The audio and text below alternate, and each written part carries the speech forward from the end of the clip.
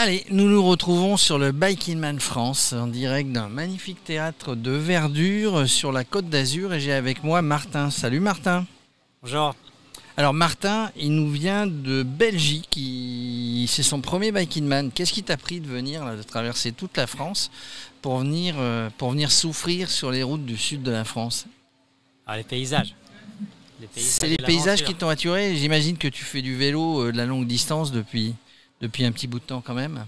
Ça fait pas très longtemps, j'ai juste fait un ultra.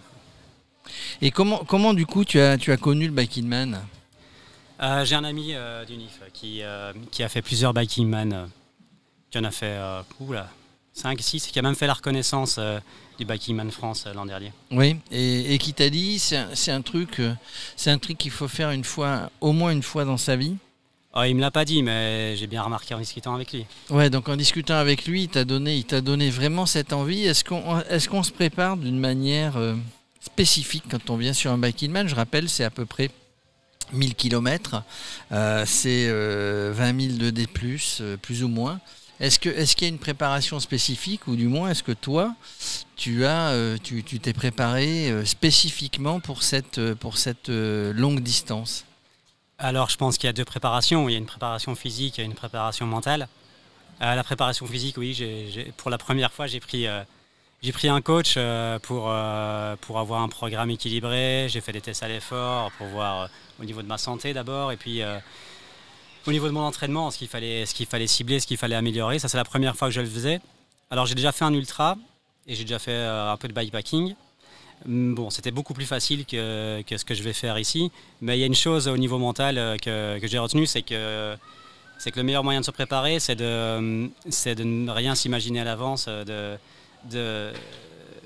ne pas commencer à prendre Alors il faut prévoir un certain nombre de choses, mais comme tout est imprévisible, oui, de toute manière, on s'attend à ce qu'il y ait plein de choses qui arrivent que nous n'avions pas prévues. Tous les plans risquent de toute façon d'être à l'eau, tous les plans, ou question de timing, question matérielle, tout ça risque de tomber à l'eau très très vite.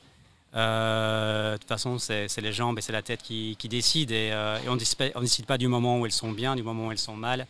Et, oui, ça passe mieux quand on s'y attend, et ça passe mieux quand on se dit on verra ce qui arrive. Oui, on verra ce qui arrive. Alors, on a vu dans d'autres Bike in Man, voilà, des gens s'arrêter. Pourquoi? Parce qu'un petit réglage de sel, un petit réglage de cale, enfin voilà, il y a des choses imprévisibles. Donc tous les petits détails sont importants.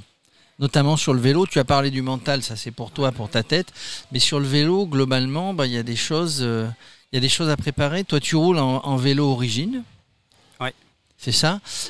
Donc il y a des choses, tu as prévu. Alors tu es passé à la pesée, pas toi mais le vélo. Combien il faisait ton vélo? 12 et quelques.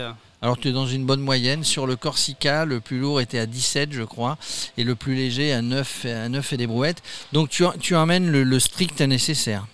J'emmène le strict nécessaire, oui. C'est aussi si je peux donner un conseil à tous ceux qui débutent, c'est s'il y a quelque chose qui est un peu trop optionnel, il ne faut pas le prendre. Au cas où, il faut bien peser les pour et les contre. Alors ça, c'est une première chose. La deuxième, c'est de faire une étude posturale.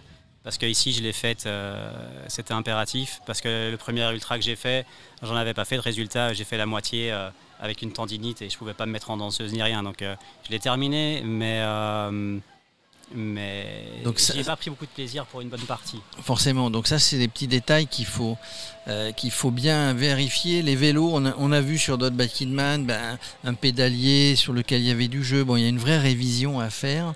Je dis pas de repartir avec un vélo neuf parce qu'on n'y serait pas habitué, mais il y a une vraie révision à faire de son vélo. Oui, il faut faire une vraie révision, un vrai contrôle technique avant.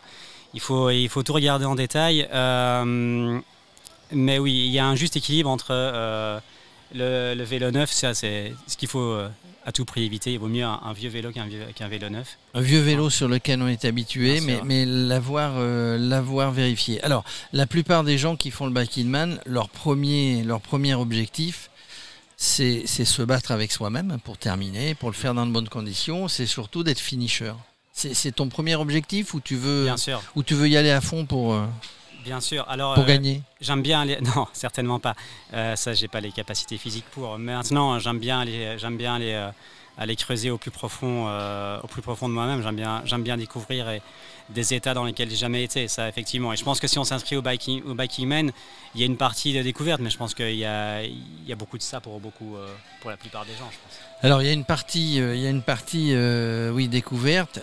Toutefois, je pense qu'il faut parfaitement bien connaître son corps pour pas le mettre à rude épreuve d'entrée. Celui qui a gagné la semaine dernière le Biking Man Corse disait voilà, moi je me cale sur un nombre de pulsations, je sais qu'il ne faut pas que je les dépasse, je vais ni en dessous ni au-dessus, je pars régulièrement. En tout cas, c'est ce que j'ai compris dans une discussion. Voilà, c'est parce qu'on connaît bien son corps. On sait au moment où on est dans le rouge, donc on n'a pas intérêt à être dans le rouge ni au début, ni à la fin, ni en intermédiaire. Non. Et d'ailleurs, c'est à ça que ça sert, un test à l'effort. C'est outre sa santé, c'est surtout aussi de voir, donc pour le côté un peu plus sportif, un peu plus d'entraînement, de voir quelles sont nos zones d'effort, les zones dans lesquelles on va puiser dans les mauvaises réserves d'énergie ou dans les bonnes. Et voilà, effectivement, le but de l'endurance, c'est de rester dans sa zone d'endurance au maximum, de jamais en sortir. Alors, quand ça grimpe très très fort, on est parfois obligé d'un peu en sortir, mais d'en sortir le moins possible. Et voilà, le but, c'est vraiment de rester le plus régulier, de partir à son rythme. Et la course idéale, c'est d'arriver au même rythme avec lequel on est parti. C'est ça, donc il faut être très régulier. Voilà. Alors, il y a des cols mythiques, hein. Il y a des cols mythiques, il y a le Ventoux, il y a la Bonnette, il y en a d'autres. Tu les as déjà fait, même en voiture, ceux-là? Non, ça, j'ai fait très peu de cols parce que je viens de Belgique. Parce que moi, mes cols mythiques à moi, c'est le mur de Grammont. Oui, les Ardennes belges. Voilà, les Ardennes. Non, les Ardennes flamandes. Les Ardennes flamandes, oui, excusez-moi. Les Ardennes belges, c'est plutôt. Je les ai faites aussi, mais justement, j'ai été m'entraîner de ce côté-là parce que voilà, c'était prévu que j'aille faire des cols pour m'entraîner, mais Covid oblige. Je me suis contenté des Ardennes et du sud de la Belgique et des côtes de Liège-Bastogne-Liège, pour ceux qui connaissent.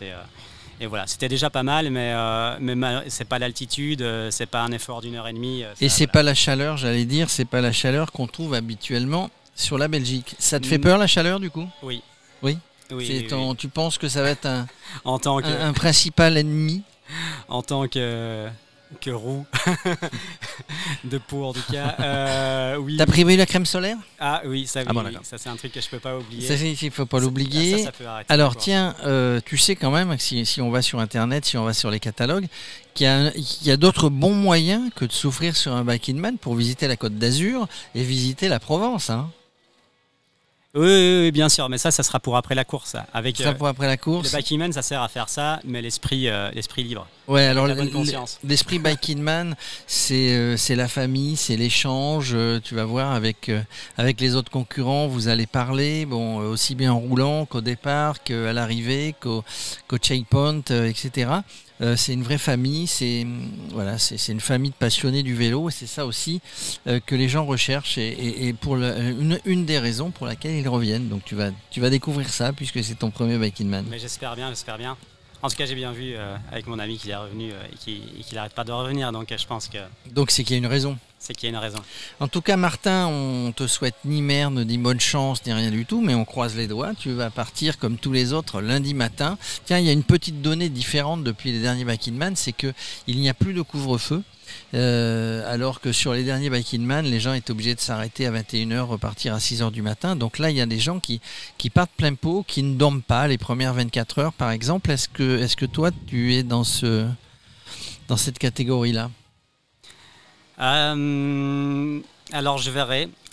Oui, c'est un peu un désir. Maintenant, je suis pas une tête brûlée. Si je sens que ça suit pas, je m'arrêterai. Mais maintenant, les premières 24 heures, non, j'irai pas jusque là. Mais je pense que je vais faire une première sieste la nuit et après je vais essayer de faire des siestes idéalement entre midi et 16.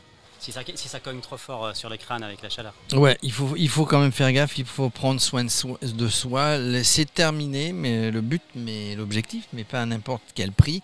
En tout cas, on croise les doigts devant les caméras. Merci. On te souhaite un bon Biking Man et puis on te revoit à l'arrivée et sur d'autres Biking Man aussi. Merci Martin. Ça marche, merci beaucoup.